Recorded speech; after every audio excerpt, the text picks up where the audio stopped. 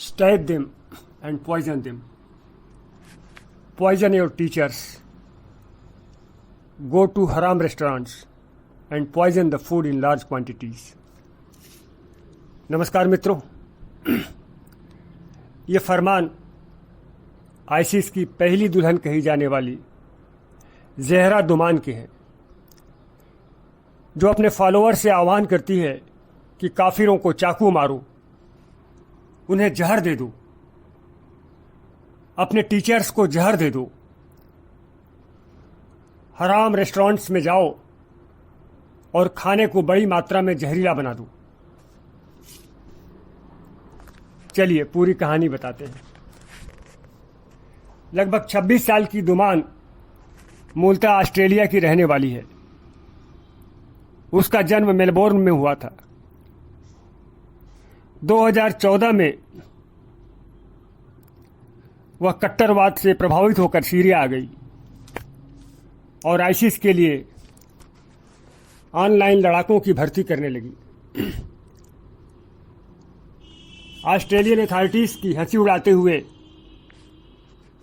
वो लिखती, catch me if you can. फिर से सुनिए, catch me if you can. मतलब अगर मुझे पकड़ सको तो पकड़ लो। Fatal attraction western Muslims and ISIS में अनीता पेरिसन बताती हैं कि वो इतनी कट्टर आइसिस समर्थक थी कि फिदाइन हमलों को खुद अंजाम देना चाहती थी, लड़ाइयों में खुद हिस्सा लेना चाहती थी। उसने कुल 3 शादियां की, लेकिन उसके तीनों ही पति लड़ाइयों में मारे गए। उसके 2 बच्चे हैं, एक लड़का व एक लड़की। ये दोनों उसके दूसरे व तीसरे पतियों से सीरिया में हुए बताए जाते हैं, जबकि उसका पहला पति अब्दुल लतीफ एक हवाई हमले में पहले ही मारा जा चुका था। 2019 में जब आईसिस का पतन हुआ तो दुमान और उसके बच्चे उन 70 ऑस्ट्रेलियाई महिलाओं और बच्चों में थे जो उत्तर पूर्वी सीरिया में स्थित अल हॉल डिटेंशन कैंप में लाए गए। यहीं पर एक इंटरव्यू के दौरान उसने कहा कि वह ऑस्ट्रेलिया वापस लौटना चाहती है।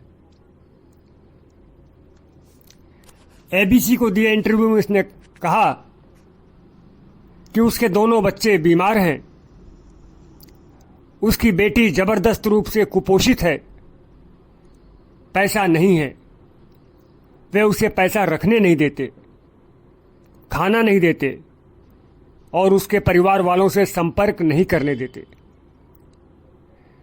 उसकी बेटी को दूध की जरूरत है, लेकिन उसके पास दूध खरीदने के लिए पैसा नहीं है। समझ में नहीं आ रहा है कि क्या करे। वह ऑस्ट्रेलिया वापस लौटना चाहती है, वह अपने देश वापस लौटना चाहती है। दोस्तों, दुमान जानती थी कि उसने जो ये काम किया है, इसे लेकर के ऑस्ट्रेलिया के लोगों में क्या भाव होगा। इसलिए अपने इंटरव्यू में वो कहती है कि वह ऑस्ट्रेलिया के लोगों का गुस्सा समझती है, लेकिन कम से कम उसके बच्चों को तो एक सामान्य बच्चों की तरह जीने का अधिकार है। लेकिन दुमान की इन भावात्मक अपीलों का ऑस्ट्रेलिया की सरकार पर कोई असर नहीं हुआ।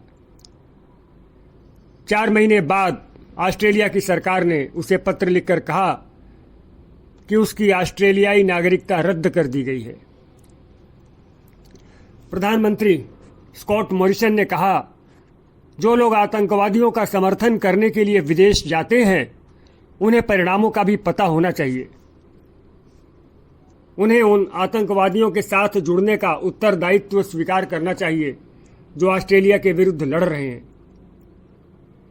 फिर भी वे यदि ऑस्ट्रेलिया वापस लौटना चाहते हैं तो उन्हें यहाँ के कानूनों का सामना करना होगा। क्या वे इस परिस्थिति में भी यहां लौटने की स्थिति में है। अब दुमान क्या करती? जल्द ही वह तस्करों के सहयोग से अल-हाल कैंप से भाग निकली और तुर्की पहुंच गई, लेकिन उसके भाग्य ने यहां भी उसका साथ नहीं दिया। सितंबर 2020 में तुर्की के एक न्यायालय ने उसे आईसिस की सदस्य होने के कारण 6 वर्ष 10 महीनों की सजा सुनाई, लेकिन 2 महीनों बाद ही उसे रिहा कर दिया गया। आधार यह था कि वह अपने 2 बच्चों की परवरिश करने के लिए इकलौती व्यक्ति है। तो मित्रों, क्या समझ में आया? दुमान, जो कि मूलतः एक ऑस्ट्रेलियाई नागरिक है, कट्टरवाद की रौ में बहकर आईसिस ज्वाइन करती है। ऑस्ट्रेलिया के प्रति शत्रुता रखती है, काफिरों को खत्म करने की मंशा रखती है, उनके खाने में जहर मिलाने की बात करती है,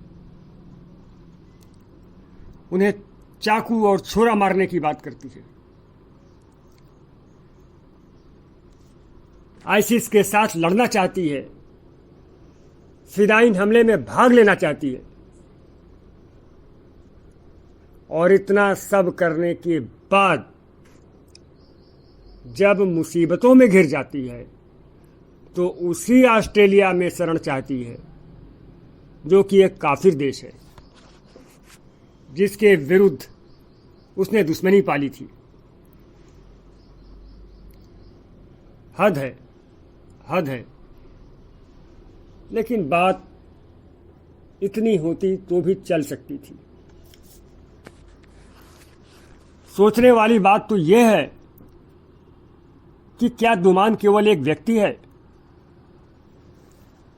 अथवा एक विचार है? हाँ दोस्तों, सोचने वाली बात यह है कि दुमान एक व्यक्ति है या विचार? वह कौन सी चीज है जो दुमानों को पैदा करती है? आप सोच सके तो सोचे, और अगर न सोच सके तो ज्यादा सोचे। हाँ दोस्तों, ये जो आज का वीडियो है इसे आप बार बार सुनें और इस पर मनन करें। ठीक है मित्रों, वीडियो आपको अच्छा लगा हो तो प्लीज़ लाइक शेयर कमेंट करें। विनम्र निवेदन है, प्लीज़ चैनल को सब्सक्राइब कर लें। ठीक है मित्रों, फिर मिलते हैं। नमस्कार।